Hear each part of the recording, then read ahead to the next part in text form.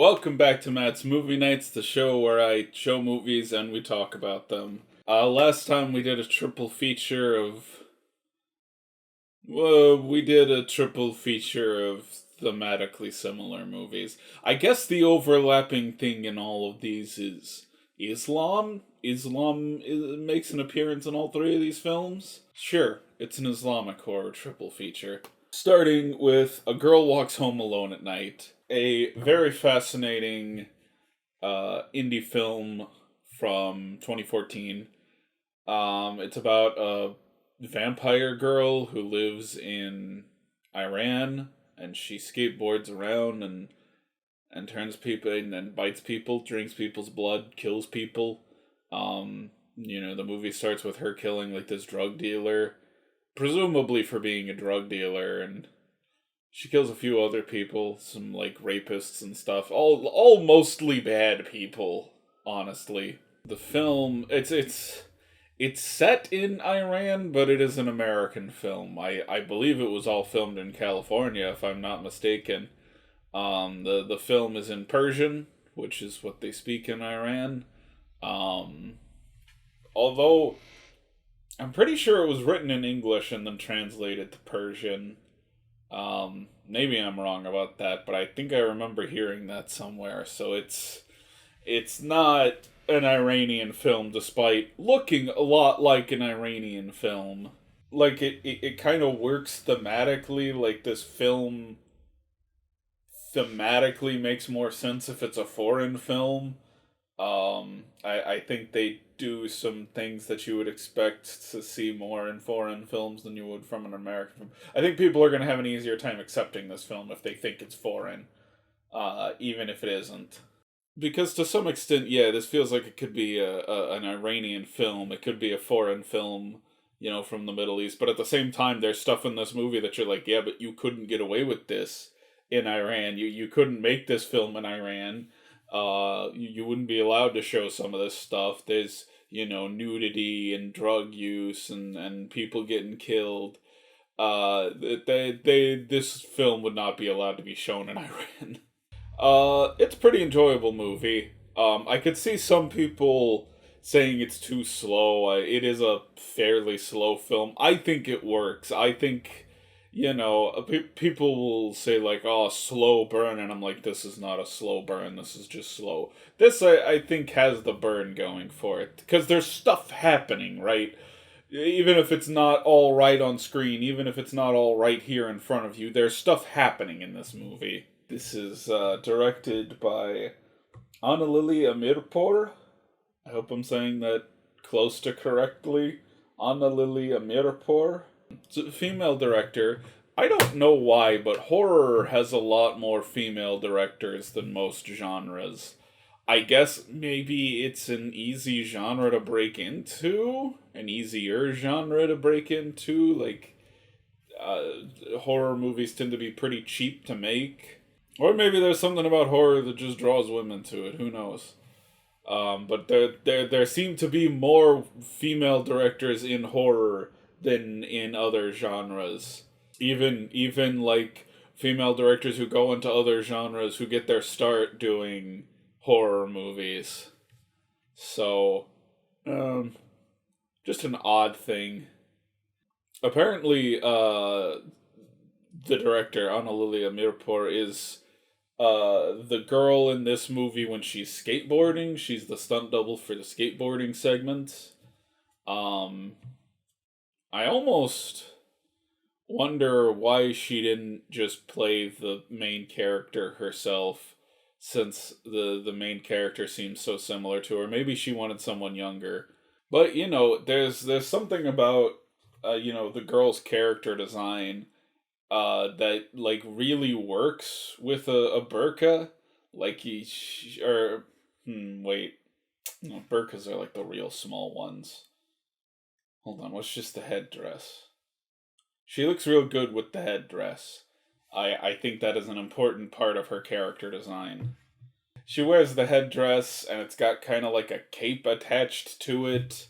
So, it kind of accentuates her vampirism while Also, still making her look like a normal Iranian girl because she's wearing the headdress, but she's also just got on like a t-shirt and a skirt.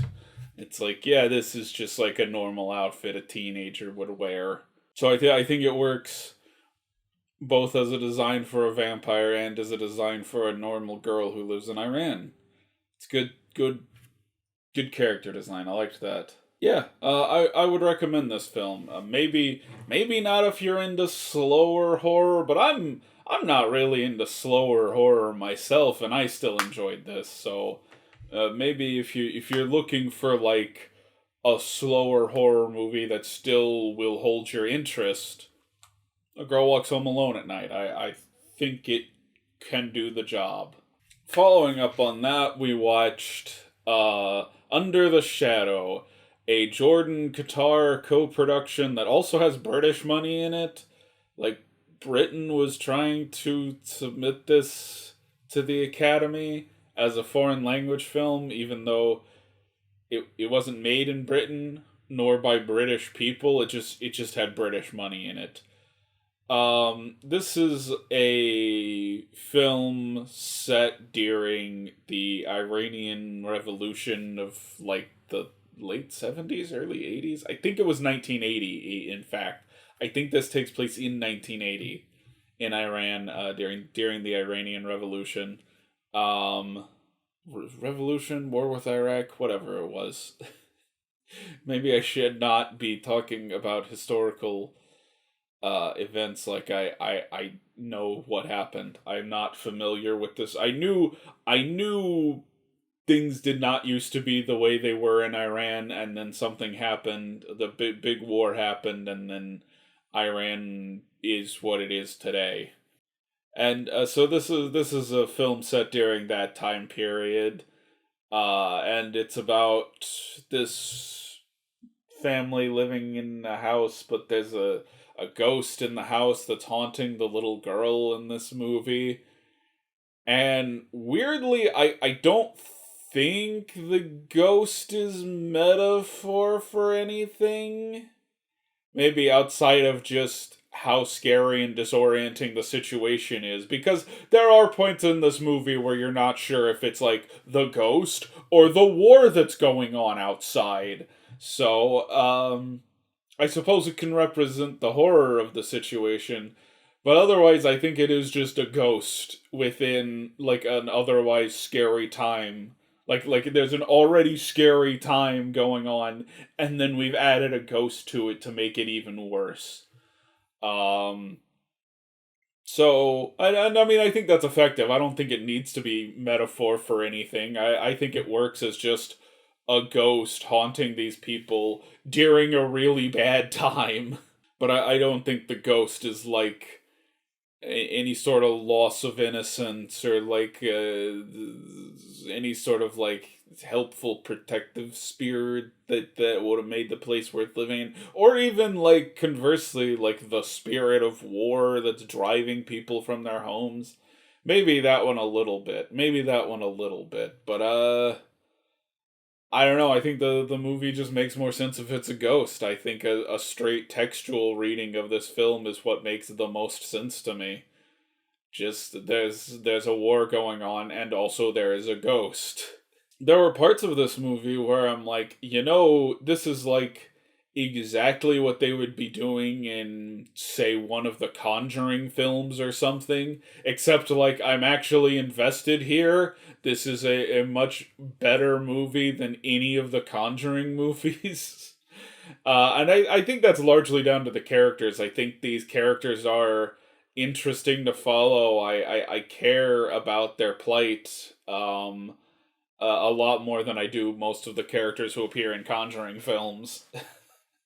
um, just this family living through this horrible, global crisis. This political crisis, I should say, not global, political crisis. Very local political crisis, but a political crisis nonetheless.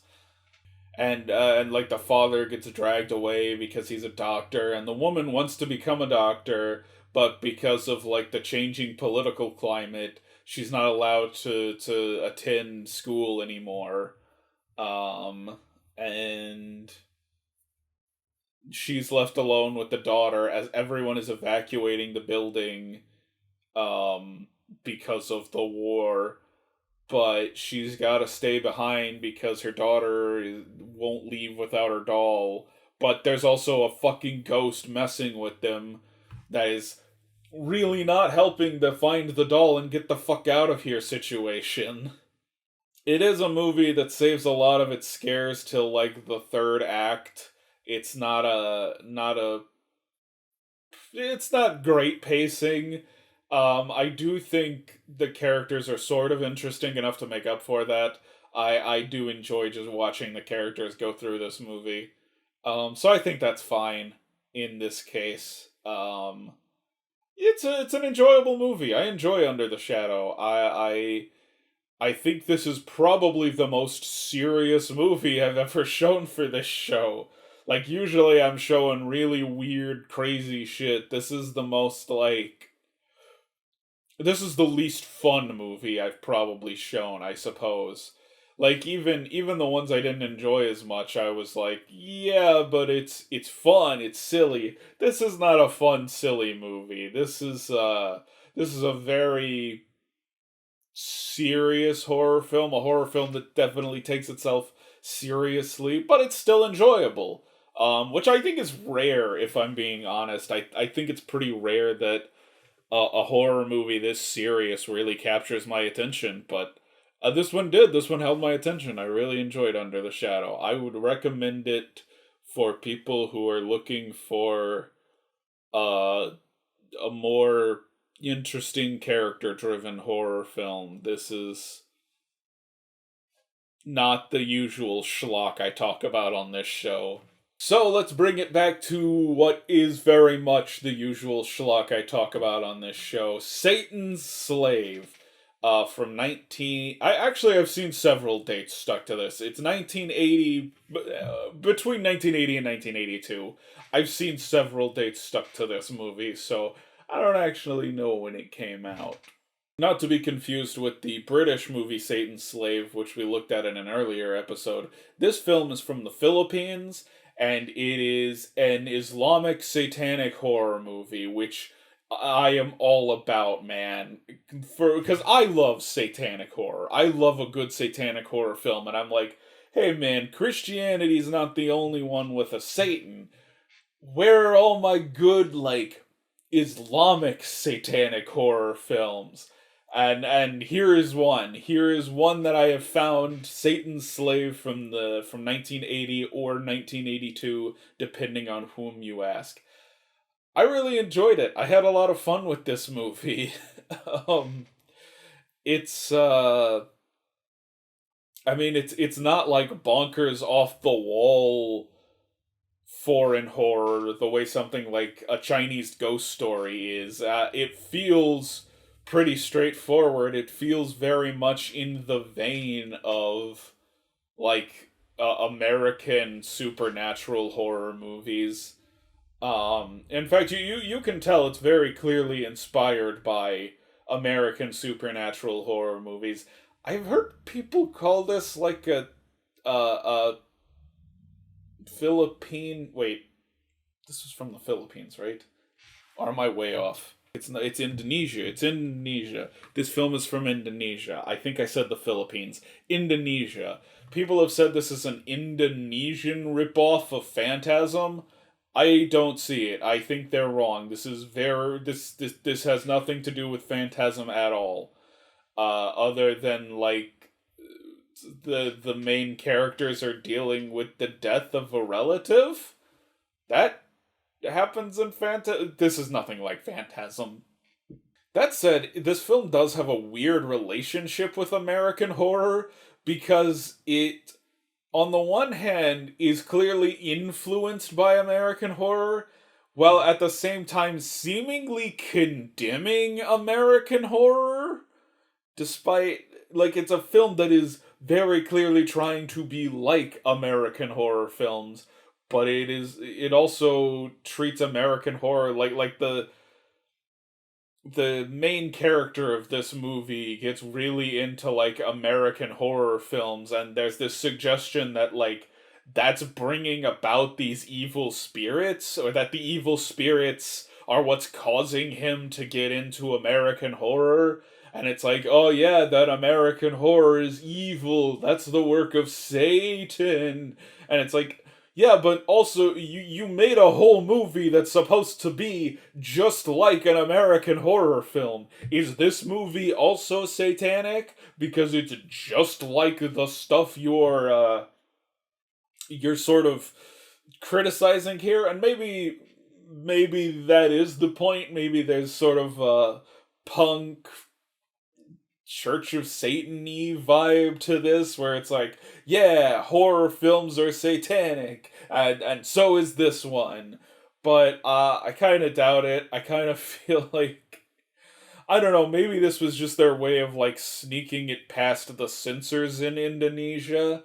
They're like, oh, if we just make an American horror film, they're gonna get mad at us for glorifying American horror films. So we gotta step in and say like, oh no, American horror films are evil. They're the work of the devil. Please approve our film. That is exactly like an American horror movie. It's a lot of fun. It's a really enjoyable movie. It's sort of this family has recently lost their mother, and their son is being visited by a spirit who I think is supposed to be their mother. It's either it is their mother's spirit or she looks like their mother's spirit. And this is encouraging him to do all this bad stuff. And so they go out and try to find like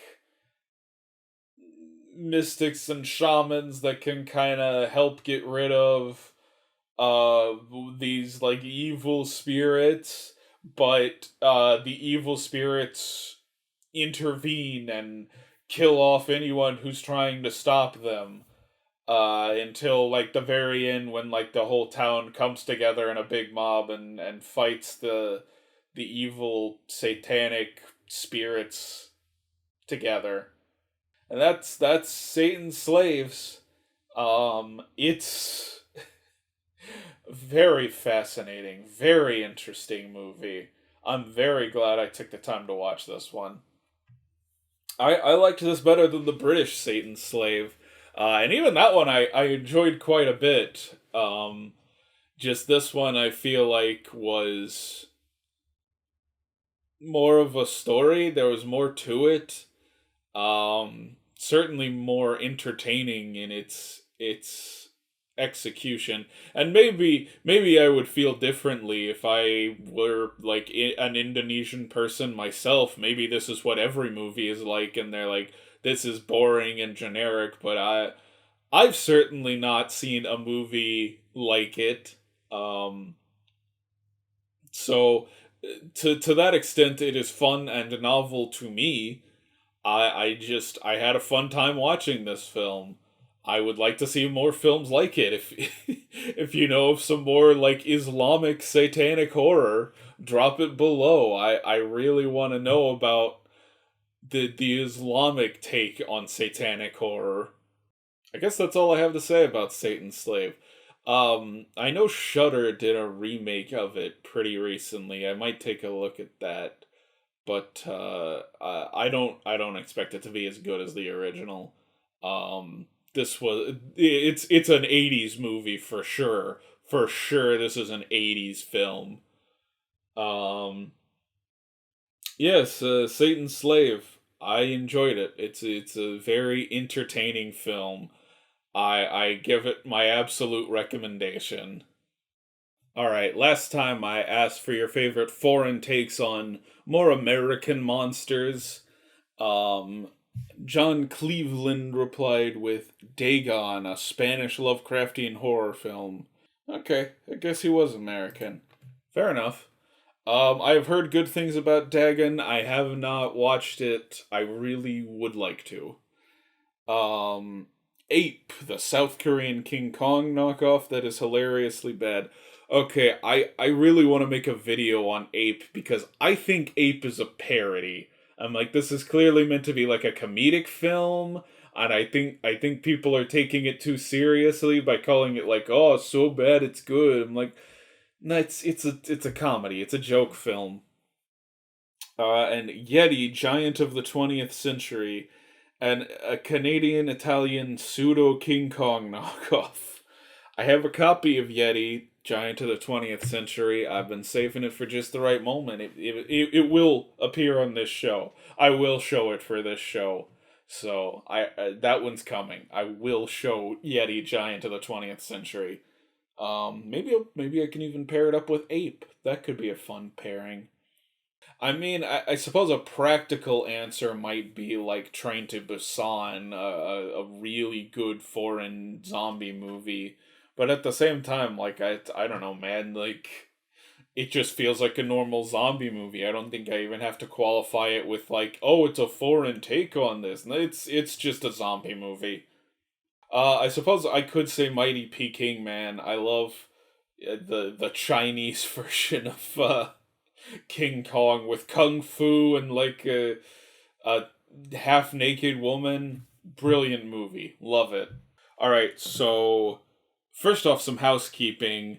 There's been a little fuckery in the schedule, so this episode's gonna come out on Friday. There's gonna be another episode next Friday. Okay, we're doing two right in a row because I fucked up the schedule somehow. So, that being said, the question this week is a pretty obvious one. What's your favorite Killer Child movie? Because it's a Killer Child triple feature. We're starting off with the Italian classic Kill Baby Kill. Following that, we're watching one of the original, possibly the original Killer Child film, The Bad Seed, from like the fucking 1930s. 56, okay. Not like the 30s, the 50s, but still, from the 50s. And we're ending it with the bizarre 80s classic, The Children. And that's our Killer Child triple feature for next time. Until then, I'm Matt. Have a nice day.